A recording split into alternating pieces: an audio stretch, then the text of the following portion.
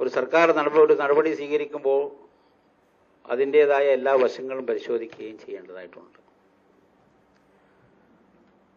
അതുകൊണ്ട് തന്നെ ആദ്യം നടന്ന പ്രാഥമിക ചർച്ചകൾക്ക് ശേഷം ഹയർ എഡ്യൂക്കേഷൻ കൗൺസിലിൻ്റെ മുമ്പിലും ഈ കാര്യങ്ങൾ അവതരിപ്പിക്കുകയും അവരും വളരെ വിശദമായി ഈ പ്രശ്നങ്ങൾ ചർച്ച ചെയ്യുകയും അതിൻ്റെ അടിസ്ഥാനത്തിലാണ് ഡോക്ടർ അൻവറും അതുപോലെ തന്നെ വൈസ് ചെയർമാനും ഇവിടെ സൂചിപ്പിച്ചതുപോലെ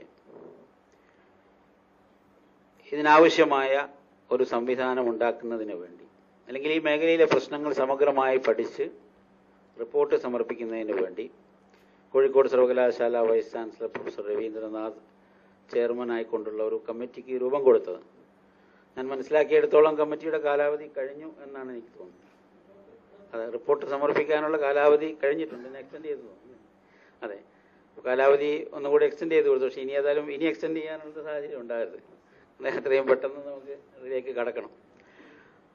അപ്പോൾ അതോടൊപ്പം തന്നെ സമാന്തരമായി അതിപ്പോൾ ആ മേഖലയിലുള്ള പ്രശ്നങ്ങൾ പഠിച്ച് ഏത് രീതിയിൽ ഹയർ എഡ്യൂക്കേഷൻ കൗൺസിലിൻ്റെ റെക്കമെൻഡേഷൻസ് വന്ന് അത് സർക്കാർ തലത്തിൽ പരിശോധിച്ച് എടുക്കേണ്ട തീരുമാനങ്ങളും ഒക്കെയായി നമുക്ക് മുന്നോട്ട് പോകണം. അപ്പം അതിനു മുമ്പ് ഈ മേഖലയിൽ ഒരു അപ്ഡേഷൻ ആവശ്യമാണ്. കാരണം നോൺ ടീച്ചിങ് സ്റ്റാഫിനെ അവരവരുടേതായ ഒരു കൺവെൻഷനൽ സമ്പ്രദായത്തിൽ അല്ലെങ്കിൽ നടന്നുകൊണ്ടിരിക്കുന്ന ഒരു സ്റ്റാറ്റസ് കോയിൽ അങ്ങനെ പോകുന്നു എന്നുള്ളതല്ലാതെ വിദ്യാഭ്യാസ രംഗത്തുണ്ടായിക്കൊണ്ടിരിക്കുന്ന പരിഷ്കരണങ്ങളെക്കുറിച്ച്, മാറ്റങ്ങളെക്കുറിച്ച്, മുന്നേറ്റങ്ങളെക്കുറിച്ച്, വികസനത്തെക്കുറിച്ച് വലിയ തോതിലുള്ള ഒരു അറിവ് അല്ലെങ്കിൽ അതുമായി ബന്ധപ്പെട്ട അനുഭവങ്ങൾ പങ്കുവെക്കാനുള്ള അവസരങ്ങളൊന്നും നോൺ ടീച്ചിങ് സ്റ്റാഫിനെ സംബന്ധിച്ചില്ല എന്നാണ് ഞാൻ മനസ്സിലാക്കുന്നത്.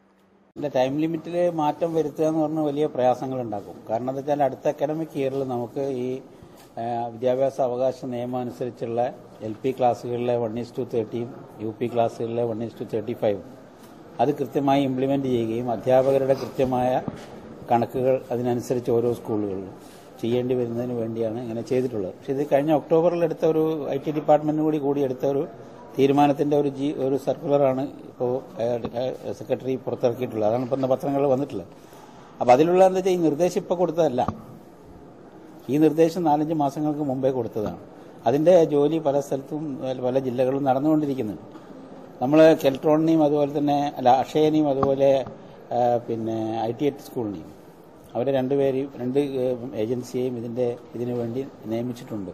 അതോടൊപ്പം തന്നെ സമയബന്ധിതമായി പൂർത്തിയാക്കാൻ വേണ്ടി പ്രൈവറ്റ് ഏജൻസികളെയും നമ്മൾ പിന്നെ ക്ഷണിച്ചിരുന്നു.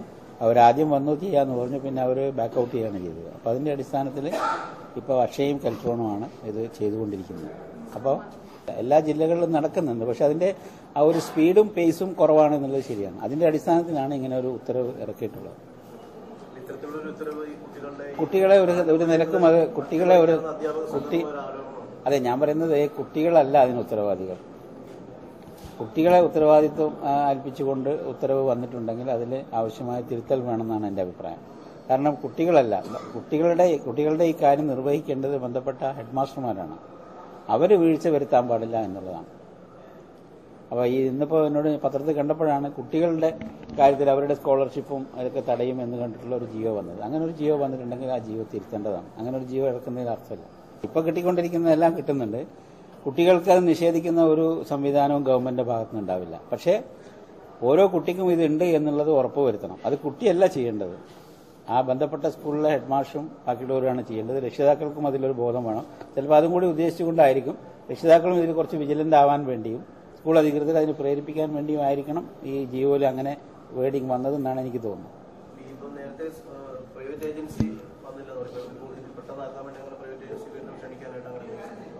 അല്ല, അതാണ് ക്ഷണിച്ചു, 4 പേര് വന്നു, അതിന് 2 പേരെ സെലക്ട് ചെയ്തു, അവർ ചെയ്യാന്നൊക്കെ പറഞ്ഞ് തുടങ്ങിയതാണ്. പിന്നെ അവർ ബാക്കൌട്ട് ചെയ്തതാണ്. അതാണ് പ്രശ്നം.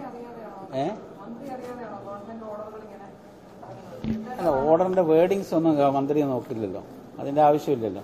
അത് മാത്രമല്ല, ഇത് സെക്രട്ടറി തലത്തിൽ എഡ്യൂക്കേഷൻ ഡിപ്പാർട്ട്മെന്റിന്റെ മാത്രമായിട്ടല്ല, IT സെക്രട്ടറി എല്ലാവരും കൂടി ഇന്നത്തെ പത്രങ്ങളിൽ തന്നെ വന്നിട്ടുണ്ടല്ലോ. എല്ലാവരും കൂടിയെടുത്ത തീരുമാനത്തിന്റെ അടിസ്ഥാനത്തിൽ വന്നിട്ടുള്ള ജിയോ ആണ്. ജിയോ ഞാൻ കണ്ടിട്ടില്ല, പത്രങ്ങൾ വന്നതേ കണ്ടിട്ടുള്ളൂ. ജിയോയിൽ ഇങ്ങനെ കുട്ടികളെ ഇതാക്കുന്ന ആ രീതിയിൽ വന്നിട്ടുണ്ടെങ്കിൽ തീർച്ചയായും അത് തിരുത്താൻ ഞാൻ ആവശ്യപ്പെടും.